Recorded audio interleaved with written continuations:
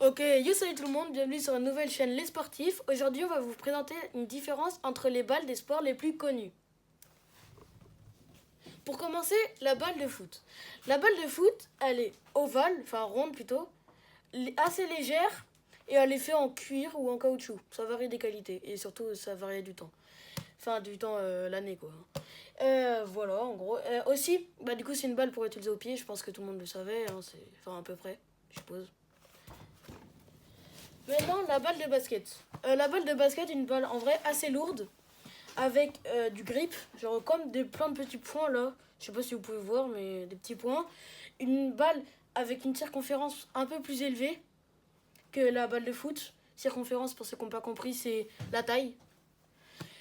Aussi, elle est faite en sorte d'une matière qui fait que quand on va la faire rebondir, elle va venir rebondir bien plus haut que les autres balles. Et aussi, elle est beaucoup gonflée pour qu'elle rebondisse mieux, justement. Maintenant, la balle de rugby, du coup, c'est une balle ovale qui est faite du coup, avec du grip aussi. Particulièrement plus que celle souvent des balles de basket. Enfin, après, ça varie de la qualité. Après, ouais, voilà. Maintenant, la balle de tennis. La balle de tennis, elle est du coup, c'est une toute petite balle qui est ronde. Elle a des petits poils, un peu jaune, vert, ça varie. Aussi, elle rebondit beaucoup. Enfin là, ça rebondit mal là-dessus, mais voilà. Elle rebondit bien et elle est assez légère.